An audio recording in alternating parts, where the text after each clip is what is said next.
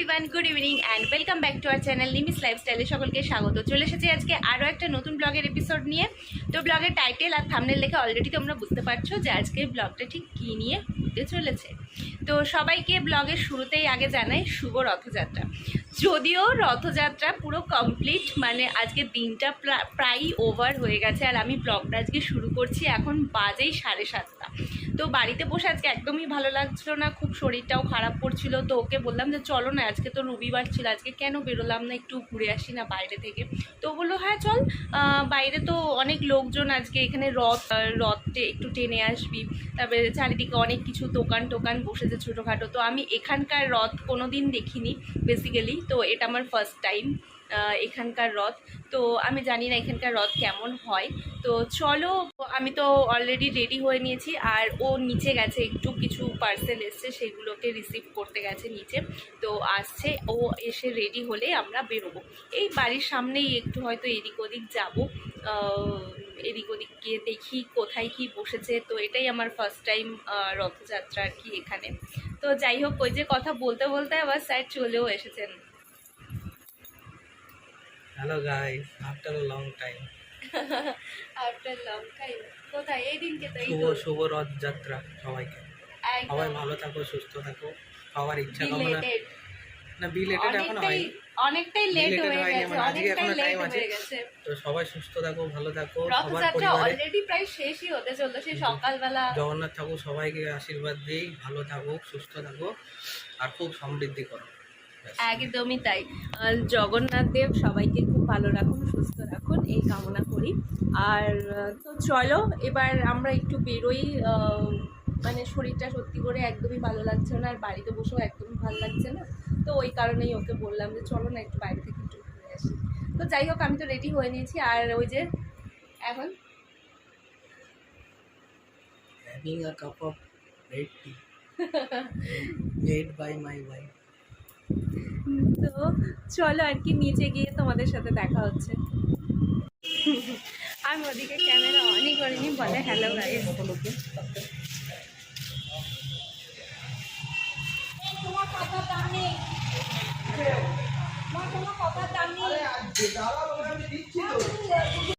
তো এই যে আমাদের এখানে একটা ছোট মেলা হয়, বড় মেলা না, ছোট মেলা হয়। রথের মেলাটা সব জায়গাতে ছোটোই হয়, এখন কিছু বড় কিছু হয় না। তো সব থেকে মূল যেটা বিষয় হচ্ছে সেটা হচ্ছে আমার সাউন্ডটা তোমাদের কাছে ক্লিয়ার আসছে না, এটা হচ্ছে আমি এখন যেটা ভাবছি। কেন কি আমার স্পিকারটা এখনও কেনা হয়নি, আমি এই কথাটার কটা ব্লগে আমি বলবো আমি জানি না। তো যাই হোক, তোমরা জানোই যে আমার স্পিকারটা খারাপ হয়ে গেছে আর আজকে চারিদিকে একটু ক্রাউড আছে, তো সেই কারণে সাউন্ডটা কতটা ক্লিয়ার পাবে তোমরা সেটা আমি জানি না। তবুও আমি চেষ্টা করছি একটু জোরে কথা বলার। তো যাই হোক, রাস্তাতে প্রচুর ভিড়, মানে কি বলবো, এই রাস্তা দিয়ে অন্যদিন যে সময় দেখি ভীষণ ফাঁকা টাইপের থাকে, হ্যাঁ দেখাচ্ছি, তো ফাঁকা থাকে আর আজকে জায়গাটা ভীষণই ভিড়। এই যে দেখো মোড়ে মাঝে ক্রাউড থাকে, অটো এদিক দিয়ে ঘুরে ঘুরে যাচ্ছে, বুঝতে পারছি না। হ্যাঁ, অন্যদিন এই জায়গাটা একদম ফাঁকা থাকে, আজকে এখান দিয়ে সব গাড়িগুলো আজকে এখান দিয়ে যাচ্ছে, অটোগুলো। অটো যাওয়া বন্ধ। রথযাত্রা উপলক্ষে চারিদিকে জনস্রোতের ভিড় যেমন উপচে পড়ছে, পাল্লা দিয়ে মাতিয়ে রেখেছে বাচ্চা থেকে বড়দের সবার অনুষ্ঠিত সাংস্কৃতিক অনুষ্ঠান, যার কারণে আমাকে এখন ভয়েস ওভার দিতে হচ্ছে। তোমরা জানো সামান্য একটু মিউজিক আসলেও চ্যানেলকে কপিরাইট দিয়ে দেয় ইউটিউব। তো যাই হোক, তোমাদের সাথে কথা বলতে বলতে মণ্ডপে চলে এসেছি, কিন্তু এত জনস্রোত বয়ে যাচ্ছে যে রথের সামনে ঠিকমতো জগন্নাথ দেবের দর্শনও করতে পারছি না। ভিডিও ক্লিপস নেওয়া তো অনেক দূর। আর ওই দেখো, রথের ওপর বসে আছে যে দাদারা, ওনারা হয়তো এই রথযাত্রারই কমিটির সদস্য। ওই দাদারা জগন্নাথ দেবের প্রসাদ বিতরণ করছিল, যদিও সেই প্রসাদ আমার কপালে জুটলো না। যাই হোক, শত মন খারাপ নিয়েও অবশেষে এই দেখো অনেক কষ্ট করে যোগু দাদার দর্শনটুকু অন্তত পেলাম, এতেই মন তৃপ্ত। পরিবার আপনাদের কাছে করে, বাচ্চারা আস্তে আস্তে লাইন করে নিচে চলে যাও। আমরা এরপরে চলে যাব আর অনুষ্ঠানে, মাইকগুলোকে একটু সরিয়ে দিতে হবে। আমরা রয়েছি বোধ মানে মারাত্মক লেভেলের ভিড়। আর মানে কি বলবো, রথের সামনে তো পৌঁছানোই যাচ্ছে না,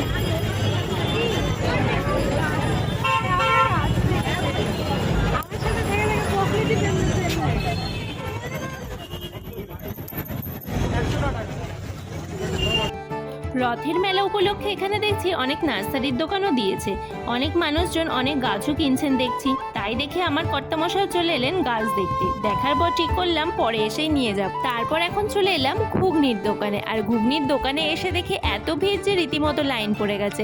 আর এই লাইনে দাঁড়িয়ে এখন ঘুগনি খেতে গেলে অনেকটাই দেরি হয়ে যাবে বাড়ি ফিরতে, তাই আর ঘুগনি এখান থেকে আর খেলাম না। তারপর চলে এলাম সোজা পাঁপড়ের দোকানে। আরে আরে, রথের দিন পাঁপড় ভাজা খাবো না? রথ মানেই তো গরম গরম পাঁপড় ভাজা, গরম গরম জিলিপি আর গজা। ব্যাস ব্যাস, পাঁপড় ভাজা নিয়ে সোজা চলে আসলাম এখন মধ্যমগ্রামের কালীবাড়িতে। দেখে বুঝতেই পারছো কালীবাড়িতে আজকে কত ভক্তের আগমন হয়েছে। কালীবাড়িতে ঢোকার আগেই আমরা চলে আসলাম এখন ফুলের দোকানে। ও এখন পরের দিনের পুজোর ফুল কিনছে, আর আমি এই সুযোগে সুন্দর সুন্দর ফুলগুলোর একটু শর্ট ক্লিপস নিয়ে নিচ্ছিলাম। কি ভালো লাগছে না দেখতে ফুলগুলো। তো চলো, আমাদের ফুল কেনা হয়ে গেছে আর আমরা যাব এখন কালীবাড়িতে।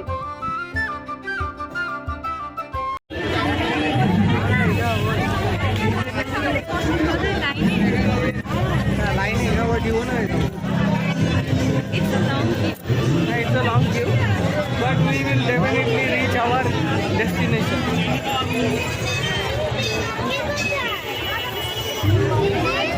By the grace of God.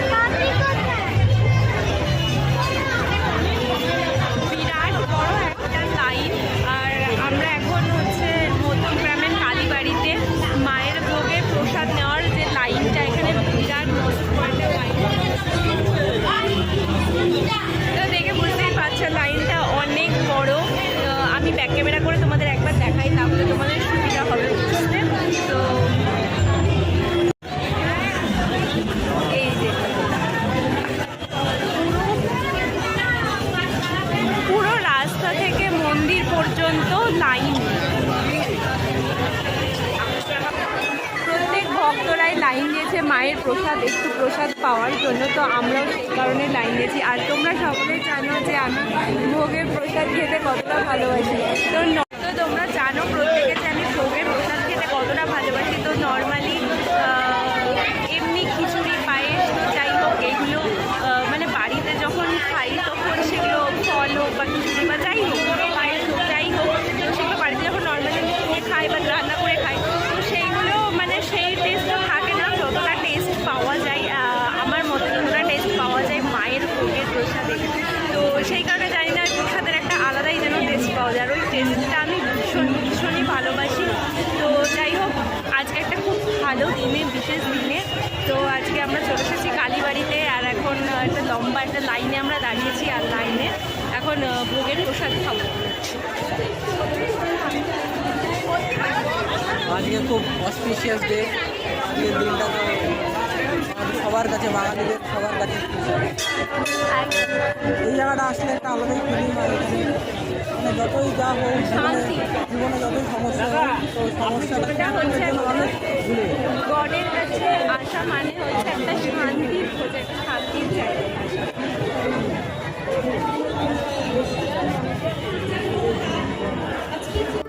আজকে রথযাত্রা উপলক্ষে দেখতেই পাচ্ছ কত মানুষের ভিড় উপচে পড়ছে আমাদের এই কালীবাড়িতে। আজকে জগন্নাথ দেবের পুজো উপলক্ষে কালীবাড়িতে দেওয়া হচ্ছিল স্পেশাল ভোগ প্রসাদ, যেটার লোভ আমি একদমই সামলাতে না পেরে রাস্তা পর্যন্ত লাইন থাকার সত্ত্বেও সেই লাইনে দাঁড়িয়ে প্রসাদ নিয়ে নিলাম। এই যে পেয়ে গেছি আমরা প্রসাদ। তো এই ভোগের প্রসাদটার জন্য এতক্ষণ আমরা ধৈর্য ধরে লাইনটা দিয়েছিলাম, আর ইনি তো একদমই লাইনটা দিতে নারাজ ছিলেন, কিন্তু আমার কথা ভেবে লাইনটা উনি দিলেন। খুব একটা ইচ্ছুক উনি নন এইসব, উনি বিশেষ করে উনি খিচুড়িটা একদমই ভালোবাসেন না। তো প্রসাদ বলে একটু আধটু বোধহয় মুখে দেওয়া যাবে, তাই তো ঠিক বললাম তো? কিন্তু না, একদমই বলতে নেই কথাটা যে ভগবানের প্রসাদ কখনোই না করতে নেই। অবশ্যই ভগবানের প্রসাদ, হ্যাঁ একদমই। তো এই যে আমি তো একদমই ভীষণই মানে প্রসাদ লাভার, তো ভীষণই ভালোবাসি। তো যাই হোক, এই প্রসাদ, এই যে দুটো প্রসাদ নেওয়া হয়েছে, কি ভাবছো তোমরা যে একটা ও খাবে একটা আমি খাবো? একদমই না, দুটোই যাবে আমার পেটে, ঠিক আছে? দুটোই যাবে আমার পেটে, কেন কি আমি এতটা ভালোবাসি খেতে প্রসাদ। তো যাই হোক, আর কথা না বলে প্রসাদটাকে তাড়াতাড়ি মানে শেষ করি, কেন কি এটা আমাকে ডাকছে অনেকক্ষণ থেকে। তো যাই হোক, প্রসাদটা খেয়ে নিয়ে তারপরে আবার ফিরে আসছি।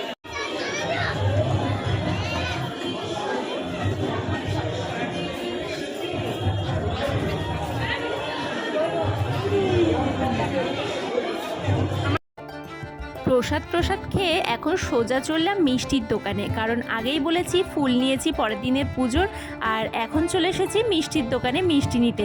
তো মিষ্টির দোকানে এসে দেখি মিষ্টির দোকানে অর্ধেক মিষ্টিই সব ফাঁকা। আরে হবেই তো, আজকে জগন্নাথ দেবের পুজো বলে কথা, রথযাত্রা, তো সেই কারণে দেরিতে আসলে তো মিষ্টি ফাঁকা হবেই। তো যে মিষ্টি ছিল আমরা সেই মিষ্টি নিলাম, নিয়ে আবারও চলে এসেছি আমরা এখন ঘুগনির দোকানে। দেখলাম এখানে খুব একটা ভিড় নেই, তাই রেখে দাঁড়িয়ে গেলাম। ব্যাস গরম গরম ঘুগনি পেয়ে গেলাম হাতে। যদিও ঘুগনিটা একদমই ভালো ছিল না, কিন্তু কি করা যাবে, নেওয়া যখন হয়ে গেছিল।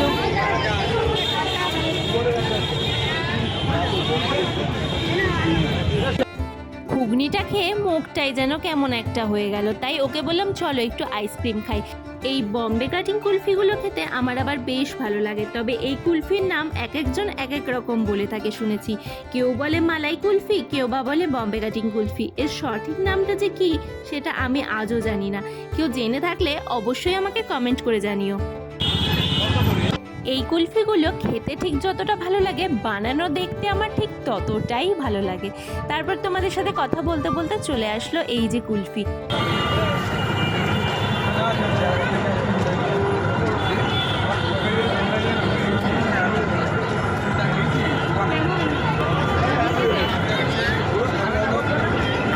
রথের দিন গরম গরম জিলিপি খাবো না, সেটাও আবার হয়? তো আমরা সোজা চলে এসেছি এখন জিলিপির দোকানে, কিন্তু দুঃখের বিষয় জিলিপি তো শেষ।